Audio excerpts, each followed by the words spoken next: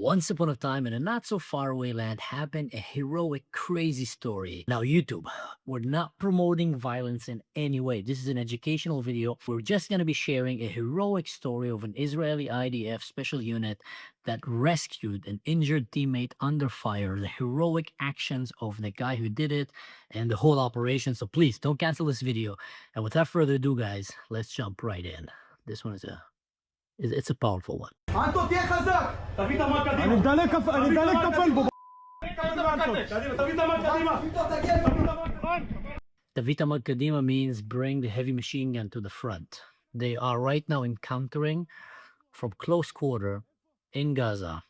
This is a special unit, one of the Israeli special forces, Sayeret Givati. This is the Givati special unit. You see every brigade in the IDF, Golani, Givati, Tzanchanim, and the Sakravit, and different ones have their own special unit. So once you enter that brigade, you do the qualifications and you go through horrendous, we call it gibush. This is like the filtering kind of test. Usually it's a 1 week of hell.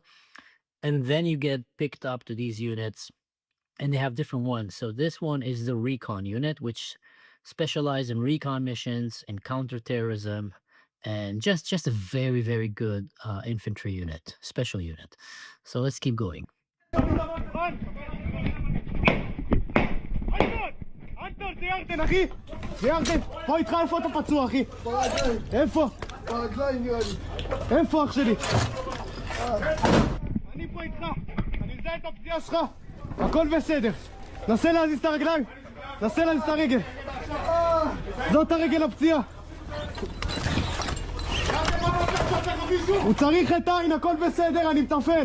Wow, this guy is amazing. They are literally going, fighting close face to face right now with a bunch of terrorists.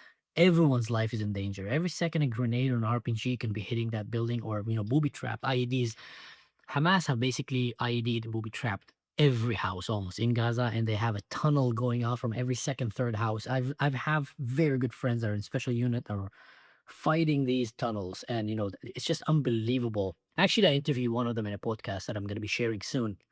Very, very interesting guy. His name is Chaim, one of the Israeli elite units. Watch how this guy is under pressure, fully functioning, giving, calming everybody down, calming the wounded person. תתאפק קצת אח שלי, אני איתך. זה ירדן, אני מזהה את הפציעה שלך. הכל בסדר. שם לך עכשיו חטאים על הרגל, תהיה איתי. דבר אליי, איך השם? אנטון. אנטון, אתה מכיר אותי? לא. אני ירדן הקשר של אחי. Anton. What he said here is, I am Yarden, the radio man of the commander of that unit. Now, if you don't know what the meaning of the radio man, when you're an officer, you will always have one guy who's your radio man, and you always pick pretty much the best soldier you have. And the reason for that, he needs to be very fit so he can run back and forth and send messages. But he also needs to be very smart to be able to handle his stuff under fire, under pressure, give the right order, give the coordinates. And also, if the officer gets shot down or wounded, usually he will take command, at least for the first few minutes to few hours, maybe even a day, until a higher ranking officer or commander will come and take over. And you want to have a smart person doing that. Further, I remember when I had my radio man, a lot of soldiers wanted to be the radio man. Why? Because when all the other soldiers waiting in the barracks or waiting for a mission, and you go to different meetings and different events, you will take always a radio man with you. So he becomes your right hand. So he gets to see all the inside out things. And while everybody's cleaning the gear and getting ready, he's with you there, sometimes making you coffee. But in general, he is with you there wherever you go. And you want to have a very sharp, strong person that can talk very well, need to be smart, need to be brave, need to be capable. And this guy is, wow, he's handling this very impressively. I mean, how old is he? 19, 20? Anton, אני חייב לדעת שאתה בהכרה, דבר איתי אחי. בסדר? אני ממשך אותך למקום מבטחי קצת. אני מפשיט אותך לאט לאט ונזהה את הפציעות שלך, בסדר אחי? תגיד לי שאתה איתי, תלחץ לי על היד כל פעם. אח שלי אתה. אתה חזק אחי. אח שלי, זיהיתי עוד פציעה, אני שם לך עוד חטאים. הכל טוב. תסבול בלב. אנחנו לחמים אח שלי, הכל טוב. Wow, prep talking him. Throwing a grenade. Under fire. This is literally all of their life right now is at risk. שמנו לך שתי חטאים על שתי הרגליים. אתה איתי? הכל בסדר. Put דבר איתי, two, תקשר איתי, you אנטון. know, I don't know how you מאיפה אתה, call אחי? that in English, but that, you know, that stops the bleeding אנטון, and אחי, תהיה חזק בשביל will המשפחה, save your אנטון. life. So you put two of them on one in each leg. הכל בסדר. דבר איתי, תקשר איתי, אנטון. מאיפה אתה, אחי? אנטון, אחי, תהיה חזק בשביל המשפחה, אנטון. Proper textbook life-saving procedures. Talk to me, stay conscious, reminding you of his family, giving him a good reason to stay alive, something to fight. תהיה איתי, תהיה חזק, אחי. Wife, your child, your parents, your family. תהיה איתי. Saw the fire there? תצאו איתי. Wow, that must have been a fierce battle. עולה. So after they evacuated Anton, it was found out that Yarden was the guy that took care of him and gave him first aid while he was wounded himself. So Yarden was wounded himself and he was doing that. What a brother in arm, you know, brotherhood. And the friendship that came between them during that battle continued through their habitation and probably for the rest of their life. Wow, this was just an insane glimpse into the life of the IDF soldiers. I'm just guessing. I don't think they're reservists. There might be, but I think they might be, 20, 21 years old. If you're living in the UK, in the US, in Europe, what are your peers doing at the age of 21, 20, 19 years old? So while you were thinking what kind of a frat party you want to go to, these guys are fighting for their life inside of a very close quartered, fully booby trapped, building in Gaza with Hamas holding civilian human shields and dressed like civilians and shooting at them grenades, RPGs, you name it. And these guys are forced to go house to house, clearing every building in Gaza while they search for the hostages who were kidnapped from Israel and while they're trying to eliminate Hamas so it doesn't do another October 7. What did your friends do at the age of 19, 20, 21? If you're living in the UK, in the US, Canada, Germany, that is a good glimpse. I mean, not every soldier get to be in this intense combat situation. Maybe now with this war, what we used to see as a TikTok generation, they have really rose to the challenge and proved themselves, and they got battle tested probably more than any other generation in the history of Israel since the Kippur or the 6-Day War. Quite insane. Wow. The brotherhood and how this guy handled it. I don't know how many of you got to be in close quarter combat like this scenario here, and I hope none of you will have to. It's scary.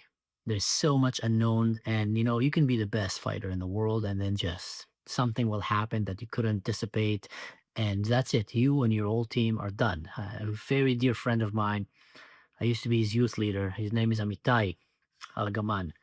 I've shared a video about him. He lost both his legs. He was also in a very one of the elite units of the IDF, and very fast after October 7, he was actually on a trip. He just came back from after the army trip in South America, reached his family the next day. October 7 happened, went in, and since then for several weeks was trying to hunt down terrorists and to look for the hostages. And they entered a mosque, and apparently Hamas have booby-trapped that mosque, and there was a very big IED there, and it killed half his team and badly injured the other half. He lost both of his legs.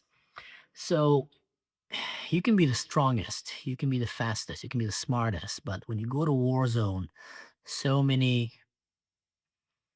it's the realm of the unknown, and a lot of crazy things can happen. So when you're in that reality, it can be very scary. But when you have good friends around you, when you're surrounded by a company of strong men and women that you know that they got your back, like Yarden took care of Anton. They didn't know each other, or at least, when he asked him, do you know who I am? He didn't know, and he introduced himself.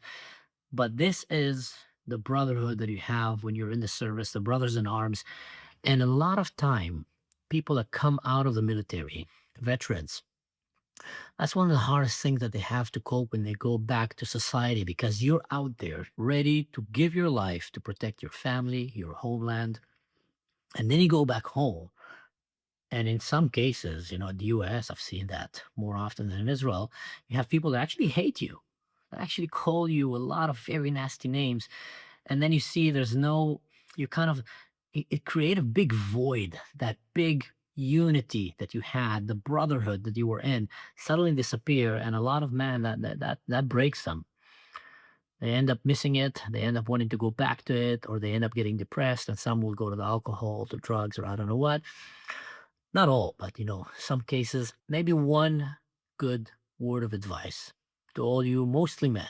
I'm referring right now mostly men. Also, the women is important, but it's much more important for men. Don't give up on brotherhood. If you don't have a good brotherhood, find a good brotherhood. Actually, you know what? This is very important for women. Maybe even more important than for men than for women, because men do understand the need of brotherhood, and almost every man that I met enjoy a good brotherhood, introvert or extrovert. They enjoy it and they feel the need for it and they want it. From a little age, I see it with my kid. They want to have this like brotherly brotherhood with their friends.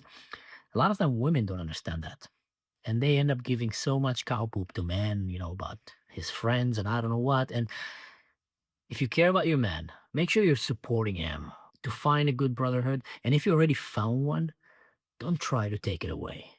Don't try to compete with him. It's a two different thing. It's a two different sets of love. Yeah. Men have the love, the romantic love, the pure love that they have for their wife, for their kid. And then a man have the brotherly love that he have for his brothers in arms, the brotherhood that he's in. It's two different sets of love. It's not a competition. There shouldn't be any jealousy. Of course, there need to be some moderation and some healthy balance to it. But yeah, that's good advice. That brotherhood that a lot of time, Israelis have that quite a lot. We've been very blessed due to the circumstances, having so many people around us, crazy people who want to kill us all the time. So that brings people together. And it's crazy. It actually brings Jews, Arabs, Christians, Muslims all together because we're Israelis. That's why I always say Israel is the only hope for peace in the Middle East. But other places around the world, especially now with the generation of TikTok, Instagram, social media, ChatGPT, and all the stuff that are going around, people are getting more and more detached from each other. It's just fundamentally healthy to the core for every boy and every man to have some kind of a brotherhood, some kind of a unity of friends that he's in.